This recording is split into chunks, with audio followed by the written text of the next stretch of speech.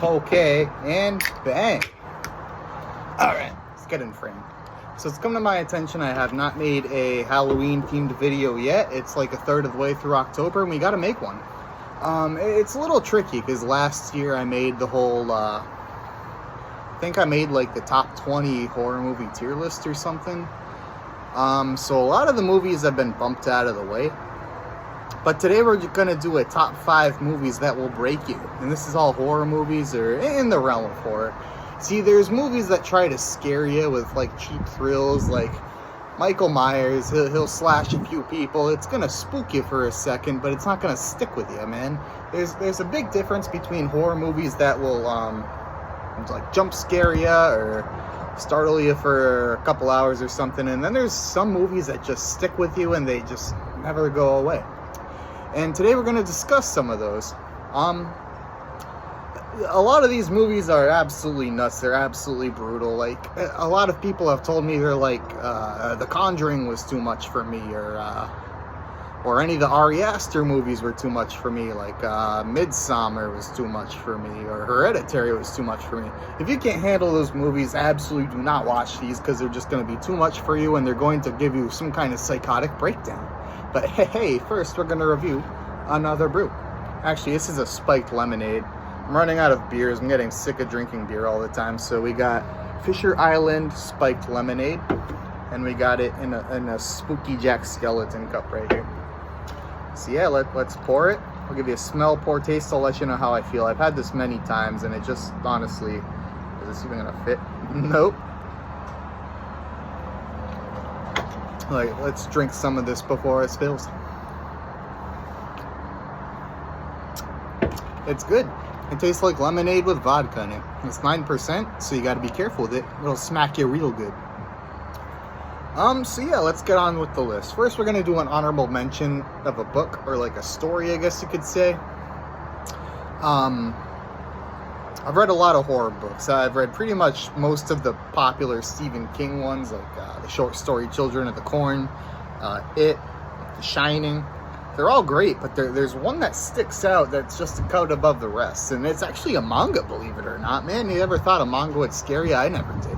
But there's this dude from Japan named Junji Ito who's just a complete master of horror, man. In my opinion, he goes well beyond Stephen King. His books are straight terrifying, man. Number 1 goes to Uzumaki. Without going too far into it, there's a curse in this town where a bunch of people become completely obsessed with the shape of a spiral. For those of you that don't know, you probably heard of Uzumaki from the Naruto books and stuff, the Naruto show. But what Uzumaki actually means in Japanese is spiral. So there's this town that gets obsessed with the shape of a spiral, and it gets so messed up, man. I promise if you read that, you're not gonna, every time you see the shape of a spiral, you're gonna jump back kind of a bit like you see a spider. It's gonna implant a new fear in your brain that you never thought you had. But moving on, we're gonna do the top 5 movies now that will break you. Movie number 1, and admittedly this is the most tame of all of them, but I gotta include it because it's so weird, it's so surreal, it's just so out there, man. And we're gonna start with Eraserhead. So Eraserhead is, for those of you that know David Lynch, his magnum opus is kind of that Twin Peaks show. I'm honestly not a big fan of Twin Peaks. I just don't get it. I don't get what it's trying to put across. I don't know if it's scary. I don't know if it's supposed to be surreal. Maybe a little bit of both, but just never did the job for me. But with Eraserhead, it goes so far in the surrealist. I don't even know how to describe this thing, man. It's so far surreal that if you were to put a nightmare into a film, this is the closest thing that you could get to it, in my estimation. So yeah, I think it's supposed to be an allegory about how this dude's afraid of being a parent. He had a child. Basically, in this movie, I can't do it justice by describing it because it's actually that weird, but this dude has a child, and the child turns out to be this like weird cow fetus monster thing, and he just wants nothing to do with it. And throughout the film, it's just him trying to come with terms. He's trying to raise it. There keeps being this cut scene of this weird, almost claymation girl that looks like Sandy Cheeks, because her cheeks are gigantic, and she's singing the song. and it's so weird. You gotta watch it. If you're trying to watch the strangest thing ever, like if you want to go smoke a bunch of weed or do some psychedelics, like watch this and it may break you. Next film. All right. So the next one we got going on is actually an old one. I think it's from like 1983, 1984.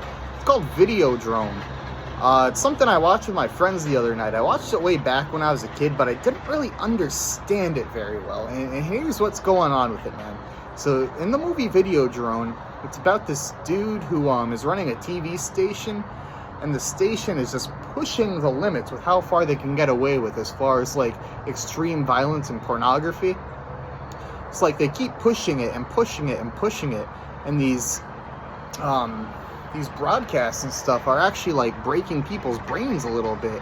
It's changing the way they think. It's making them hallucinate. It's really infiltrating them.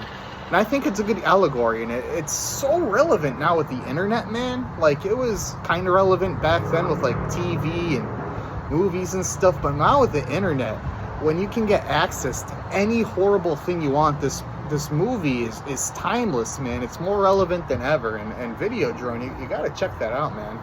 It's a pretty messed up film right there. Especially modern. I feel like the more time that progresses, the more Videodrome's gonna be relevant. Next, we got Funny Games. So for anyone that's afraid of anyone breaking into your home, Funny Games is going to be the worst nightmare you've ever seen, man. A lot of people thought the movie was the Strangers was gonna be like the scariest home invasion film, but those people never saw Funny Games, man. The Strangers was kind of scary because like the dudes, or the people rather, were wearing those masks, and it just kind of dragged it to that whole uncanny valley type of feeling. But Funny Games is just these regular dudes breaking into this house and just torturing these people, man.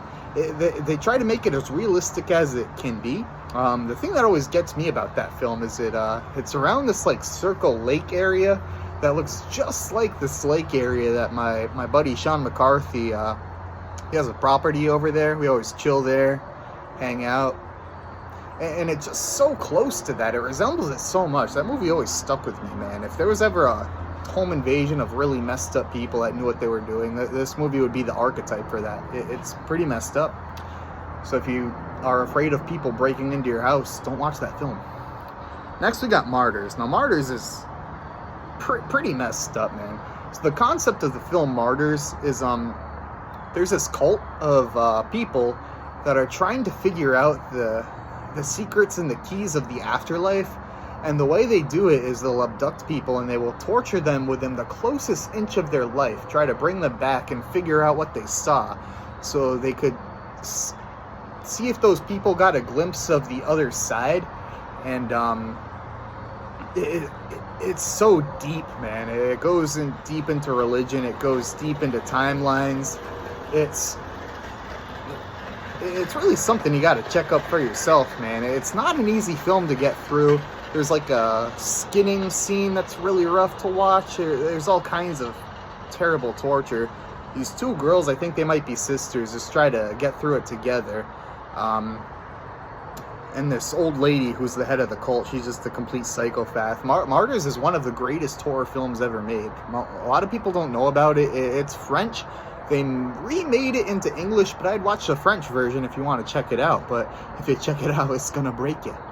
The number one, this movie's very hit or miss for some people. Some people love this movie, some people despise this film. And this film is called Antichrist.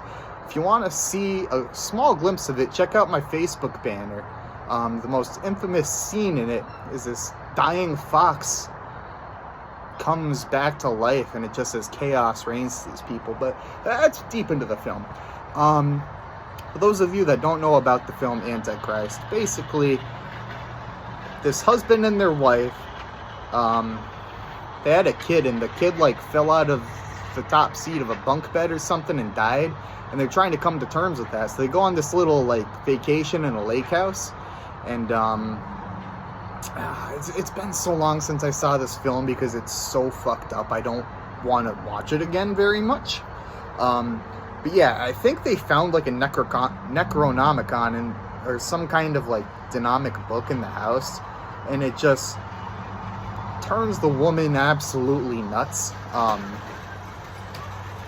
Pretty much like throughout the film, like you'll see all these weird, disturbing imagery, and it's just so weird and deep. This movie made me feel things that I didn't know you could feel, in terms of like weird demonic religions and just like disturbingness. It taps into something that you don't know that you have. It's a very gross, disturbing feeling movie. You'll feel like you want to watch a movie after it. The last 20 minutes are incredibly screwed up. I don't want to give it away, but it's the last 20 minutes are just so fucked up. That's as far as I'll go with it, because I don't want to talk about what happens, because it's bad. All right, that's the top 5 movies that'll break you. Again, if you like watching like Freddy Krueger and Chucky and Hellraiser and stuff, these movies are going to be too much for you. You don't want to watch them. But if you're a sick fuck, check them out. They might not break you, but man, dude, like these movies are so much more than just like the movies that are messed up to be messed up, like Cannibal Holocaust, or like what's that one, the Serbian film. Like these ones are actually enjoyable films that aren't just bad and messed up for the sake of being that bad and messed up. They all have deep plots that make you feel weird things that you never felt. And that's all I gotta say about that. Peace.